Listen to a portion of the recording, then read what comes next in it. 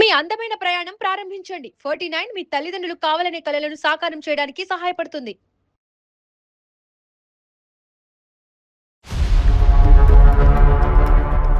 తిన్నావా ఉన్నావా అని కానీ పాపను కూడా అంటే ఒక మెకానికల్ లైఫ్ కి ఆయన ఇదైపోయారు.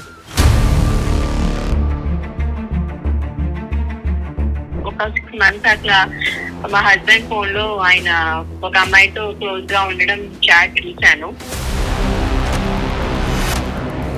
నేను కూడా రివెంజ్ తీసుకోవాలి, నేను కూడా ఇట్లా ఎవరితోనైనా మాట్లాడాలి అన్నట్టు అయిపోయింది నా మైండ్. ఇతన్ని కట్ చేసేద్దాము అంటే నేను మాట్లాడడం తగ్గించేద్దామన్నా నేను మాట్లాడలేకపోకుండా ఉండలేకపోతున్నాను అతనితో.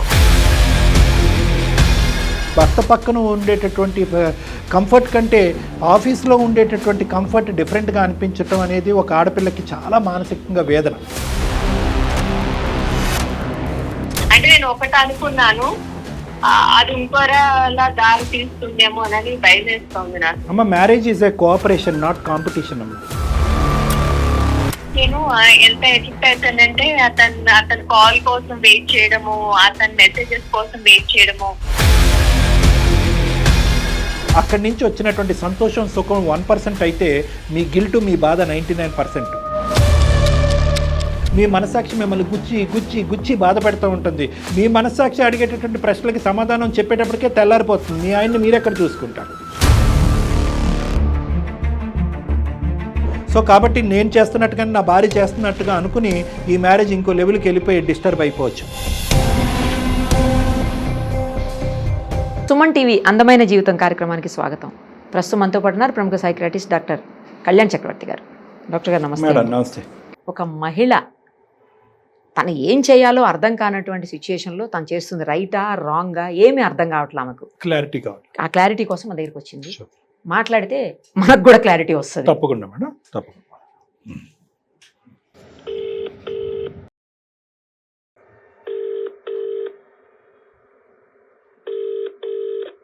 హలో, హలో, సౌమ్య గారేనా? అవునండి. నేను నిరుపమ, సుమన్ టీవీ అందమైన జీవితం కార్యక్రమం నుంచి కాల్ చేస్తున్నానమ్మా. మీరు మాకు మెయిల్ చేశారు కదా, అందుకని మీకు కాల్ చేస్తున్నాను. అవును మేడం, నేను చేశాను.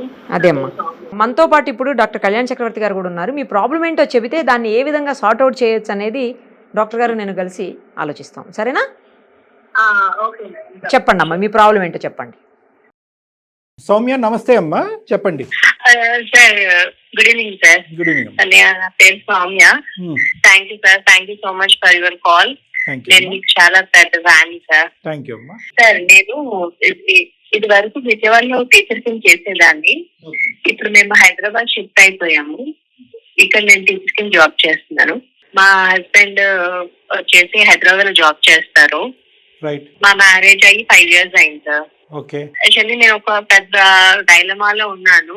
అంటే ఐ డోంట్ నో నేను మిస్టేక్ చేశానా ఏంటి, నాకైతే ఏం అర్థం కావట్లే. నేను మ్యారేజ్ అయిన ఒక 6 months కి కన్సీవ్ అయ్యాను.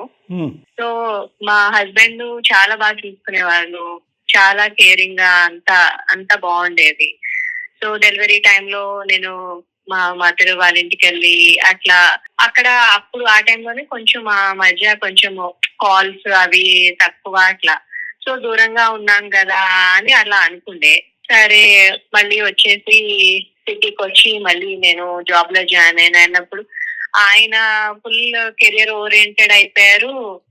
నేను పాపని చూసుకోవడం అలా అయిపోయింది.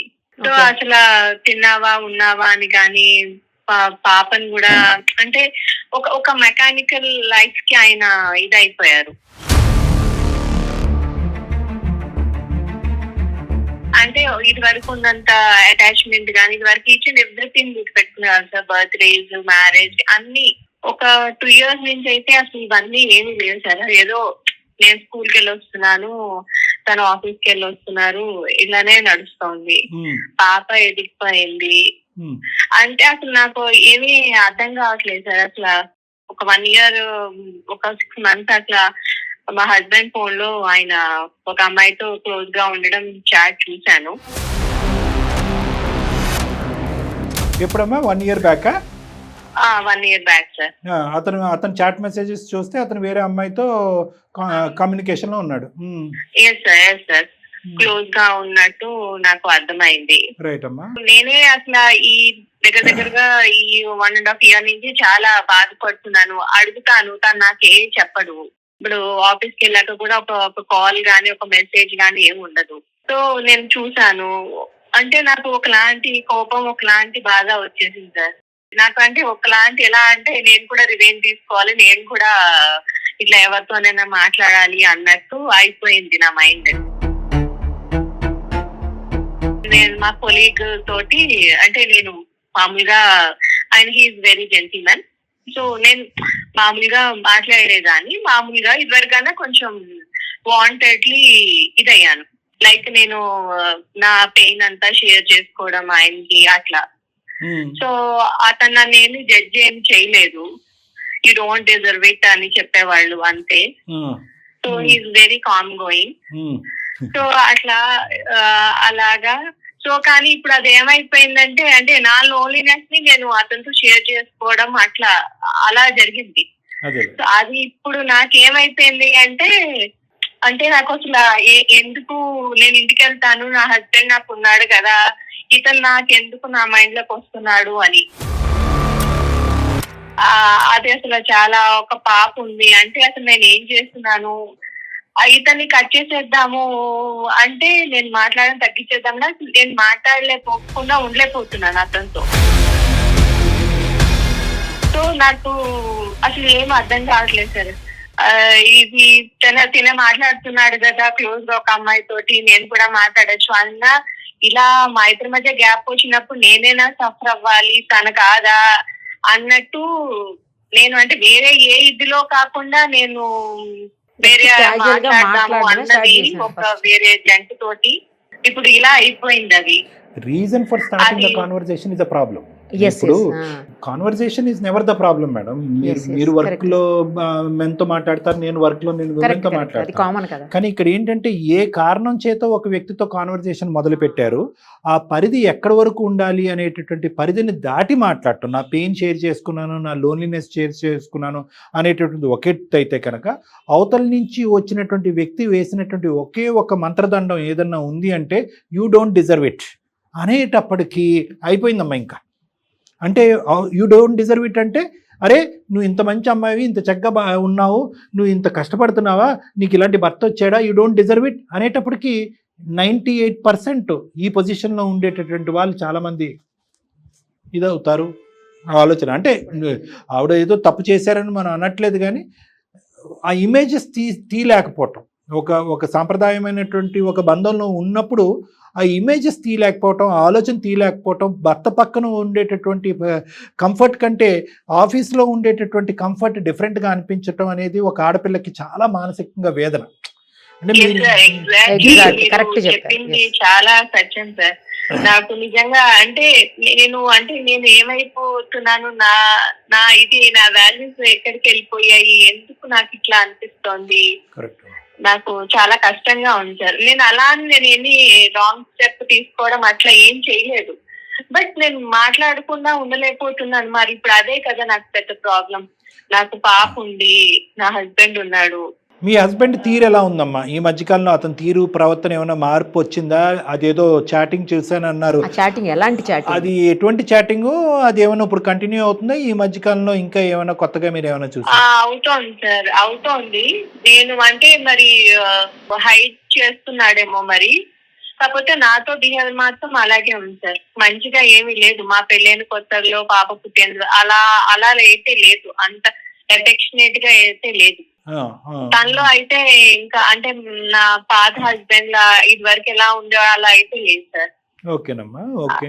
ఇప్పుడు నాకు అయితే నేను చెప్పుకోలేను సార్. అది నేను తప్పు చేస్తున్నానా, నా పేరెంట్స్, నా పాప, అది నేను అనుకున్నది వేరు, ఇప్పుడు ఇలా అయిపోయింది అంటే నేను నమ్మలేకపోతున్నాను సార్. ఇప్పుడు తను వేరే అమ్మాయితో చాట్ చేస్తున్నాడు. ఇప్పుడు నేను అది చూసి నేను మళ్ళీ ఒక 2-3 సార్లు చూసాను తప్ప నేను మళ్ళీ చూడలేదు. సో తను హైడ్ గా పెట్టుకున్నాడా దాన్ని,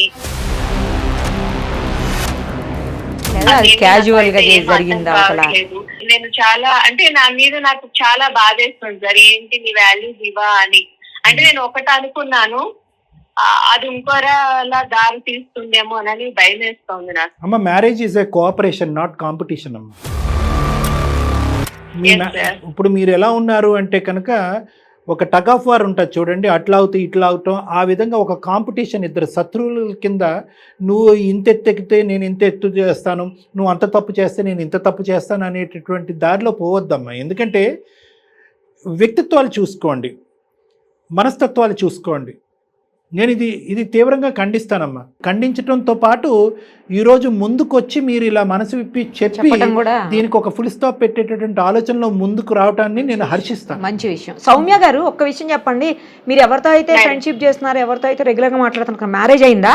అయింది మేడం, అయింది. బట్ నా ఇదేంటంటే నిజంగా సార్ అన్నట్టు ఇది ఏమి కాంపిటీషన్ కాదు అట్లా. బట్ అదే నా మీద నాకే చాలా గిల్టీగా ఉంది మేడం. అట్లా అంటే నేను ఎంత ఎడిక్ట్ అవుతానంటే అతను కాల్ కోసం వెయిట్ చేయడము, అతని మెసేజెస్ కోసం వెయిట్ చేయడము. ఓకే. సో అంతలా ఎందుకు అయిపోయాను. ఇప్పుడు అతను కూడా మ్యారేజ్ అయిపోయింది, ఇప్పుడు నాకు మ్యారేజ్ అయింది, పాప ఉంది, హస్బెండ్, మా పేరెంట్స్, మా అత్త మామలు. అంటే అసలు నేను ఎందుకు ఇలా అయిపోయాను, అంత ఇది అయిపోయానా. నేను ఇప్పుడు నా హస్బెండ్ పట్టించుకోవట్లేదు, కరెక్టే, బట్ నన్నేమీ ఇచ్చేయట్లేదు. కానీ ఎందుకు నేను ఇంత అంటే నా మీద నాకే నేను చెప్పుకోలేనంత ఇదిగా ఉంది నా మీద నాకే. సో అందుకని ఇది ఏంటో కూడా నాకు తెలియట్లేదు. ఒకటి ఇందాక నిరుపమ మేడం అన్నట్టుగా ఇది మేము ఖండించేటటువంటి అంశం అనేటటువంటి ఒకటైతే కనుక మీ యొక్క ప్రవర్తనని మీరు ఆల్రెడీ ఖండించేసుకున్నారు. మేము కొత్తగా ఖండించి ఇదేంటో నీకు బుద్ధి ఉందో లేదా, బెడ్ ఉన్నాడా అని చెప్పేటటువంటి స్టోరీ కాదు. Okay, number 1. నెంబర్ 2 ఏంటంటే ఇక్కడి నుంచి నేను ఇంకో చోటకి వెళ్ళిపోతానేమో, ఇంకో విధంగా నా ప్రవర్తన మారిపోద్దేమో అనే భయం కూడా సహజంగా మీలాంటి ఆడవాళ్ళకు ఉంటుంది. నాకు నేను నిజంగా చెప్తున్నాను, నేను చెప్పలేకపోతున్నాను ఎందుకు నేను ఇలా అయిపోతున్నానా, నాకు భయం వేస్తుంది. నేను అందుకనే మిమ్మల్ని అప్రోచ్ అయ్యాను. అదేనమ్మా. లెట్ మీ టెల్ యూ అమ్మా. సో ఆల్రెడీ సొల్యూషన్ వచ్చేసిందమ్మా. 50% నీ ప్రాబ్లంకి ఆల్రెడీ కాల్ చేయటంతోనే, అందమైన జీవితం యొక్క ఆశ్రయం తీసుకోవడంతోనే వచ్చింది. ఎందుకంటే నీకు ఏదైతే గిల్ట్ ఉందో, ఏదైతే బాధ ఉందో, that it self is an antibiotic. అదే మెడిసిన్ నీకు. ఓకే, ఆ గిల్ట్ ఎవరికైతే ఉంటుందో అది ఏంటంటే ఒక లిమిటేషన్ అనేటటువంటిది క్రియేట్ చేస్తూ ఉంటుంది. ఇక్కడి నుంచి ఇంకో చోటకి వెళ్ళకుండా, అక్కడి నుంచి ఇంకో చోటకి వెళ్ళకుండా ఒక గీత గీస్తూ ఉంటుంది. అట్ ద సేమ్ టైం ఇక్కడ ఉన్నటువంటి సమస్య ఏంటంటే అక్కడ ఎందుకు కంఫర్ట్ వస్తుంది, ఆ ఆలోచనలో ఎందుకు కంఫర్ట్ వస్తుంది, ఆ మెమరీస్లో ఎందుకు కంఫర్ట్ వస్తుంది అనేటువంటి ఒక బాధ అయితే కనుక, ఇంకోటి ఏంటంటే ఇక్కడి నుంచి మీరు ఆల్రెడీ నేను ఒక తప్పు చేశాను అన్నట్టుగా మీరు ఫీల్ అవుతున్నారు కాబట్టి ఆ ఫీలింగు ఇక్కడి నుంచి ఇంకో లెవెల్కి వెళ్ళకుండా మిమ్మల్ని ఆపేస్తూ ఉంటుంది. ఇది గుర్తుపెట్టుకోండి అమ్మ. నేను చెప్పే ఇంపార్టెంట్ పాయింట్.